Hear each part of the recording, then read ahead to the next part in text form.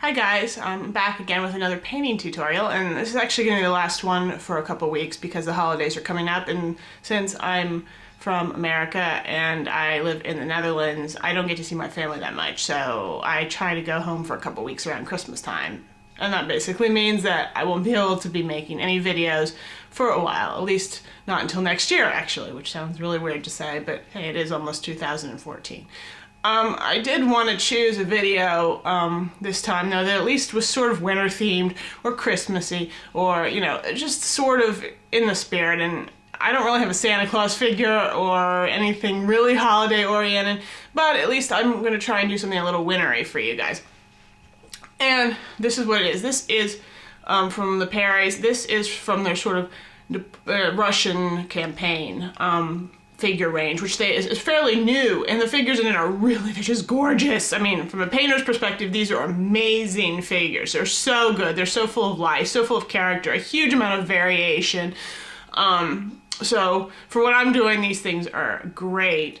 And, you know, so it's not really holiday themed, but hey, this is a guy who is a French line unit, I think. He's a pretty standard, you know, unit. He's nothing really interesting. He's kind of raggedy. He's got his great coat on. He's marching through the cold and snow, trying to get out of a bad situation.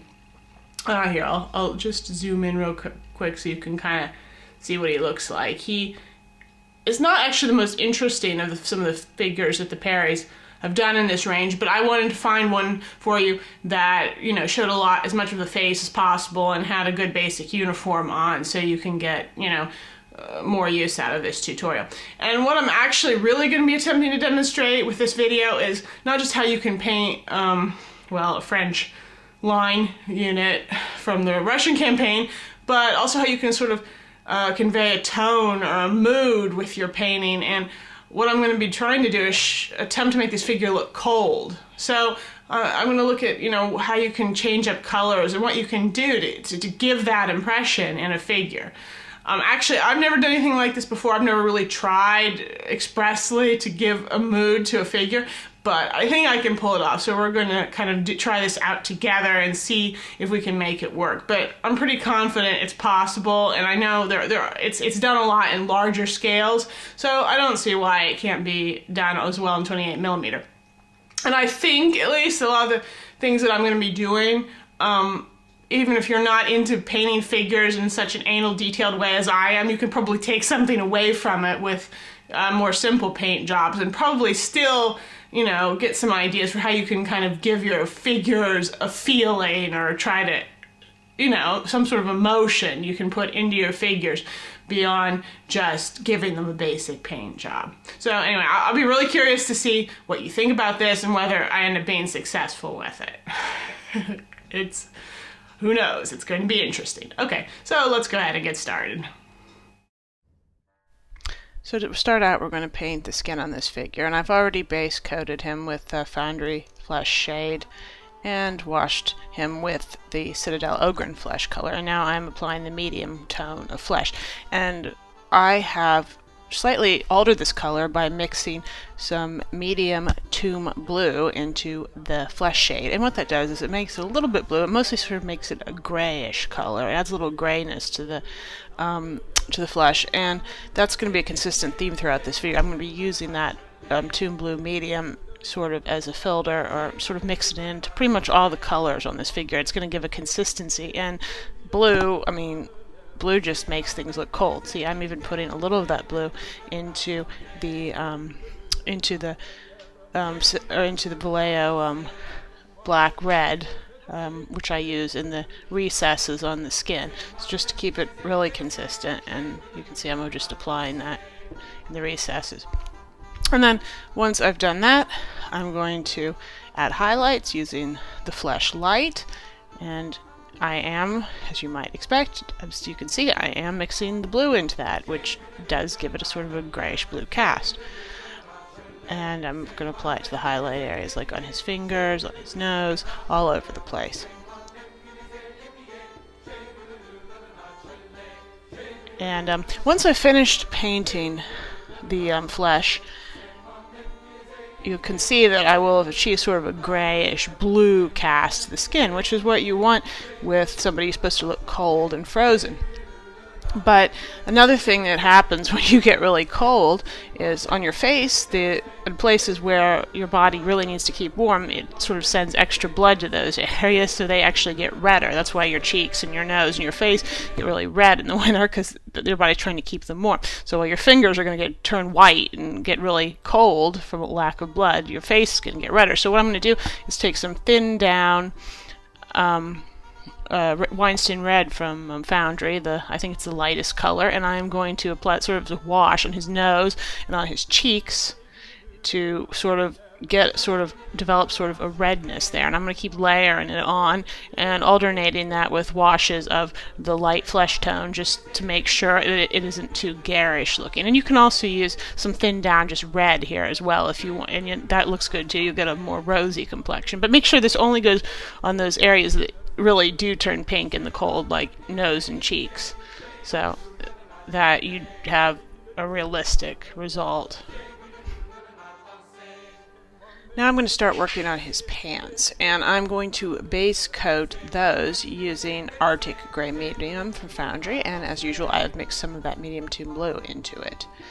And once I have finished with the base coat of the gray on the pants, I'm going to add a wash, which will be made from Nuln Oil and Seraphim Sepia, which I'm going to thin well down before applying it. And the purpose of that is the wash will darken the recesses on the pants, but by adding a little brown in there, it's not going to look too harsh, because just the black wash by itself would do that.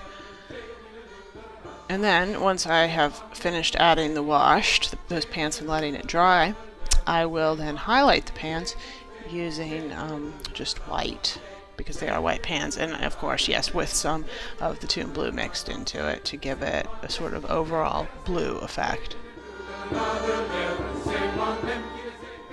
At the same time that I'm working on that, I am also going to be base coating the rags sort of that he has wrapped around his feet, and I am using the Foundry Stone Medium color as the base for those, because I want them to look gray and not as bright white as his pants.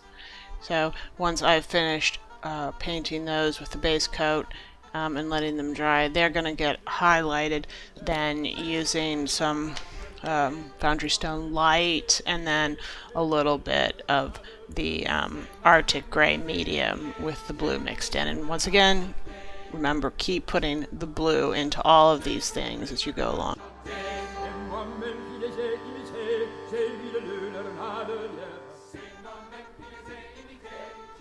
Once I'm happy with the pants and leg wrappings, I'm going to move right along to his coat, and I am going to base coat that once again with the stone. I think I used the Stone Light here. It's actually not very different from the enamel base coat, and it's only slightly lighter than the Stone Medium. And I'm just going to base coat that all over with that, and once again, as usual, the blue is mixed into that. Then I'll add a medium shade to the coat by, I think this was Arctic Gray shade with the blue as usual, and I am applying that to areas that I want to lighten up on the coat. And I will be going back over, as usual, areas several times where I want to build up some tone, so on the tops of the sleeves and towards the bottom of the coat, for example. Finally, I'm going to highlight the coat, and I believe that I think this was Arctic Gray Medium, which I mixed with the blue again and made pretty thin, and I'm using that as the highlight color, and I'm really emphasizing the bottom of the coat here where it would be a little bit faded and worn, and it's just going to be lighter in general. And I apply as usual, the bulk of paint at the bottom, and then sort of move it upward, slide it upward, so that there's increasingly less paint as you go up. And I'm going to work over these areas at the bottom several times, and also over the tops of the sleeves, the cuffs, the tops of wrinkles, all of those areas on the coat. I'm going to go over several times to build up extra highlights where I really need them.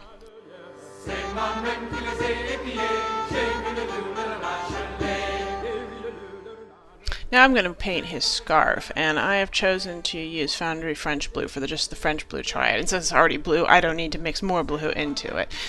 This scarf is just sort of a improvised garment by our soldier, so you could really choose to paint this any variety of colors. But the French Blue, I think, is plausible because they would have been using that color and probably would have had a lot of fabric around in that color. And I like it too because the blue fits with our theme and is, it's just going to make the most sense and allow us to keep that kind of cold, cool tone theme that we've got working here.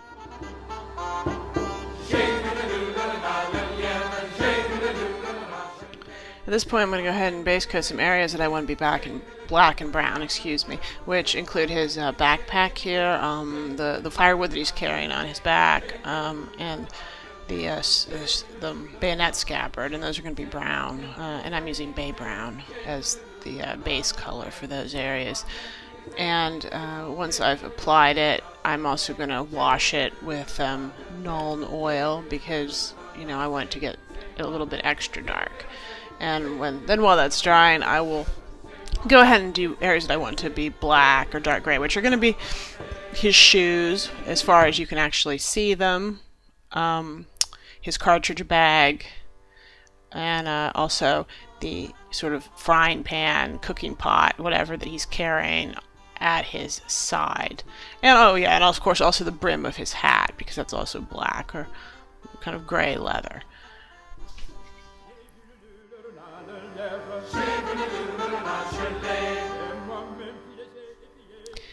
Now I'm going to go ahead and work on highlighting the black areas since all of the base coats are thoroughly dried.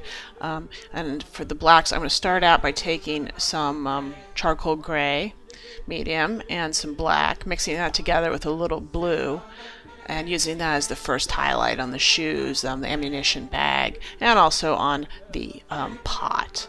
I will then go ahead and add a highlight to those black areas by taking just the pure charcoal gray medium with some of the blue and adding that in as a highlight where needed. And I'm going to put more on the shoes and the ammo bag and the hat brim, and not so much on the pot because I don't want it to get much lighter right now.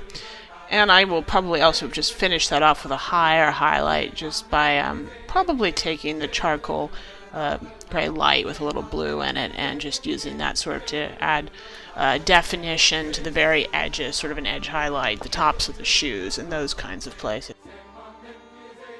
Now I'm going to go ahead and work on highlighting the bag. And I am using Spear Chef Dark from the Foundry Triad to do that with, of course, some blue mixed in. And the only areas I'm avoiding are sort of the seams because the bag was leather with the hair not having been removed, except on those seams where it had been removed, was sort of edged.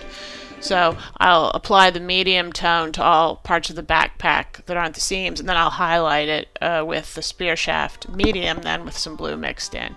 And the seams, once I'm done with that, I'll go back and probably paint them again with the bay brown, just pure bay brown, so that they just definitely stay a little bit darker, and even slightly, maybe even a little bit of black around the edges if I feel like there's not enough definition in some places between them and the main area of the back.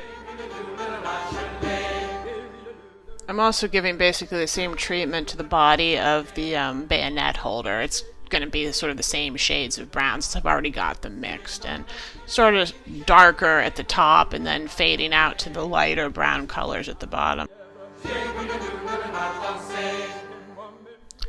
Then I'm going to highlight the firewood first with a little bit of just pure bay brown, and then I'm going to take the medium bay brown shade instead of the dark one that I was using previously with, of course, blue. I hardly have to say that by now, mixed in.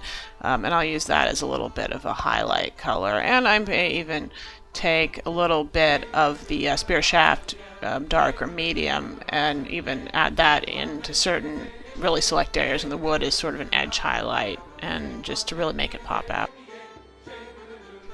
Now it's time to paint all of the straps and stuff on the uniform, and being French Napoleonic unit, those seem to be usually white. So I'm base coating all of them using the Arctic Gray with, of course, blue mixed into it. And that's sort of the straps on his backpack, the ones holding his firewood into place, sort of at the top of his bayonet holder, and then just his backpack straps basically, and also the strap on his gun. And I'll just base coat them with the gray, and then afterwards I'll go back in with some white and highlight them. White, of course, with blue in it.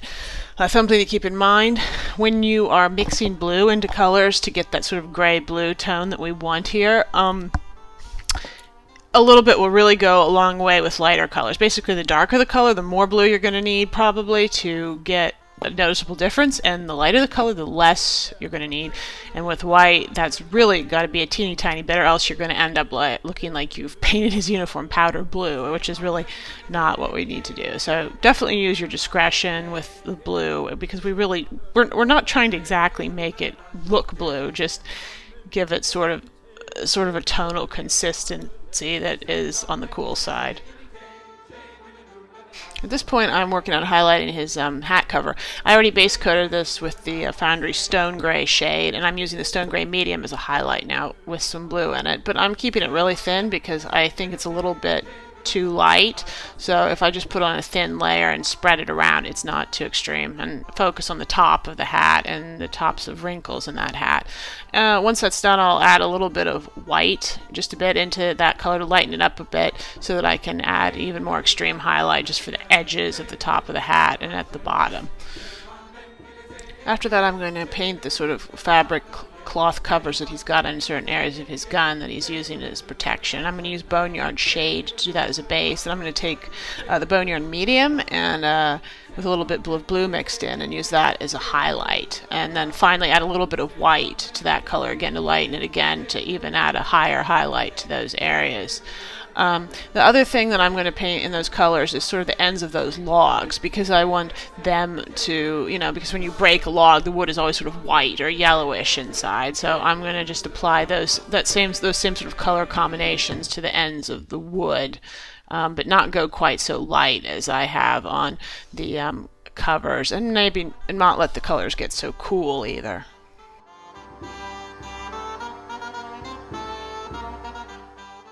I'm going to paint the body of the gun now, and I am using as a base coat Vallejo German Camouflage Black Brown. And I'm going to use my usual colors to highlight that, which include Chestnut Dark and Chestnut Medium. And, as usual, there is a little bit of blue in all of this stuff. What I also did, I didn't show you, but off camera, I took some of the Citadel Blue Wash, and I actually sort of pin washed areas of the figure where I felt like there needed to be a little bit more blue coming through for unity, like on sort of those cloths protecting the gun, and, on some straps and sort of some shadow areas where I thought there just needed to be a little more definition and just a little bit more blueness, and because the areas just weren't cool enough feeling to me. Next, I am going to start working on the brass or bronze areas of the gun. They're base coated with a mix of German Camouflage Black Brown and bronze, then highlighted with, or medium coated with bronze, and then finally with a top coat of Old Gold, which are all Vallejo colors. And there's also a little bit on the buckles here on the back that I'm going to paint in that color too. Then I'm going to work on the steel colors, which are the barrel of the gun, the bayonet, and also the cooking pot to an extent. I'm base coating those areas with some stone gray shade. No, sorry, not stone gray, but charcoal black medium and Vallejo natural steel mixed together. And the cooking pot is also getting a little bit of that, but just very subtly. I'm just sort of lightly coating it with that, just to give it a sort of metallic sort of shininess and, just make it seem a little bit more metal. After I put the base coat on, I'm just going to take the pure Vallejo natural steel and use that as a highlight on those areas. And with the pot, I'm going to kind of use it to put some scratches around the edge and sort of on the bottom, but I mostly want to look blackened from cooking a whole lot. One of the last things I'm going to do is paint the pom-pom on the top of his hat. I'm base coating it with Vallejo Black Red, and then I'm going to highlight it with some Foundry Scarlet shade and a sort of high highlight of Foundry Scarlet Light. And those two lighter colors, I'm putting a little bit of blue in just to cool them down and keep the look of this whole figure unified. And I think the red makes a really nice contrast pop against everything else on this figure that's so blue and gray, even if it is a very gray shade of red. Well, now that we spent all this time painting a really pretty gray-white figure, we're going to start dirtying him up, because this guy's marching through the cold and the mud in Russia, and he's going to be really, really dirty. What I'm using here is some bay brown, which I have thinned down a lot and mixed with some of our blue shade, and I'm sort of kind of dabbing it very thinly all over the dirty areas, or the areas that are really going to get dirty. So the bottoms of his great coat, his shoes, his pants, all of that is really going to get all covered in mud. And I'm going to make sure I do this thinly because I don't want any really sudden transitions in color here. And the bay brown is a really, when mixed with the blue, makes for a very gray brown color, which is sort of fitting with our entire theme. And I'm going to do that thinly everywhere and then build it up as necessary where I want it to be darker. And I've also taken the Spear Shaft dark shade, mixed some blue into that, and I'm going to be applying it as well, as you can see, to areas where I want a little bit of tonal difference in my browns. But because it's a warmer color, I have to be a little bit more sparing, a little bit more careful where I put it. Then another thing I'm going to do to sort of add to the muddy effects, I'm going to take the Citadel Nuln Oil and Agrax or Earthshade washes, and I'm going to be putting those in areas where, creases and cracks that I need to darken up. And that's mostly going to be around the shoes and the feet, because those areas I want to get those really dark and really muddy, because those are the areas that are really coming in contact with the soil and the mud and all that kind of good stuff. I'm also using sort of in between, taking some of my that blue color that I've made and thinning it down quite a bit, and I'm sort of also washing it thinly over some of these muddy areas as I work, just if I feel like it's getting too brown and I'm sort of losing that unifying blue in my work. But I keep it really thin because I don't want it to look like he's got blue mud on him, because that would be kind of ridiculous looking. And yeah, this is just sort of go crazy here. Just keep working over it until you've got sort of the amount of mud and filth on here that really suits you and looks like how you want. You can have a lot of fun with this. And if it's not to your taste, you can also just leave him pristine and not put any of this on. Though I personally think, this is one of the most fun parts of painting the figure. So here we go. Here is our finished figure. He's been all muddied up. He's all nice and dirty, and he looks like he's having a hard time getting back home through the bitter cold in Russia.